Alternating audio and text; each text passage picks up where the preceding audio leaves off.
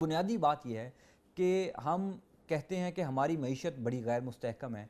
जब हमारे यहाँ अच्छे दिमाग नहीं होंगे, अच्छे दिमाग को नौकरी नहीं मिलेगी, तो फिर वही होगा जो आज हम देख रहे हैं, सुन रहे हैं कि हमारे यहाँ अगर कोई एडवाइज़री काउंसिल भी बननी है तो उसके लिए भी हमें बाहर से लोग लेने हैं।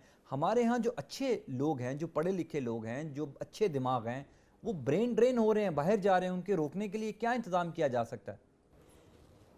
आपका सवाल जो है एक ऐसा जामे सवाल है जिसके अंदर कई सवालात पनाह हैं, और इतना खूबसूरत जामे सवाल के जवाब में एक सेमिनार की मुकम्मल ज़रूरत है जिसकी मुख्तलिफ़ जिहतों को हम एड्रेस कर सकें।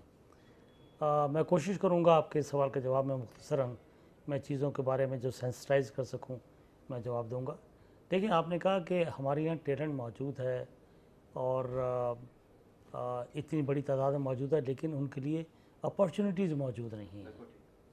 तो ज़ाहिर है जब अपॉर्चुनिटीज़ नहीं हैं तो ये कहाँ जाएंगे? ये लामहला बाहर जाएंगे, और बाहर जाने में कोई हर्ज भी नहीं है। बाहर जाया के ज़रिए मुबादला कमा के लाएँ, पाकिस्तान की मईशत को इस्तेहकाम मिले, ये अपनी जगह भी दुरुस्त है, लेकिन अपनी जगह ये लम्हा फ़िक्रिया भी है। खुशी की बात यह है कि इनको जॉब मिल जाए बाहर, फ़िक्र की बात यह है कि यहाँ इनको इस मुल्क में जॉब क्यों नहीं मिली। ये वो सवाल है जो आपने बुनियादी तौर पर उठाया है।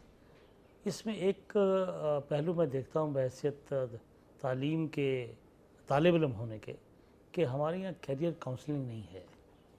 बिल्कुल सही। हम यूनिवर्सिटियों कॉलेजों के अंदर, हमारे पेरेंट्स ने हमें कहा कि हम अपने बच्चे को इंजीनियर बनाएंगे।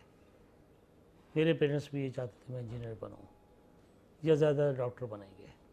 इन दो पेशों के अलावा हमने कभी बच्चों को ये बताने की कोशिश ही नहीं की कि इसके अलावा भी कुछ जॉब वेन्यूज़ हैं जहाँ रह कर ज़िंदा रहा जा सकता है, और वो सब कुछ किया जा सकता है जो इन दो शोबों में जाकर आप कर सकते हैं, जिन्हें कमाना कह सकते हैं आप।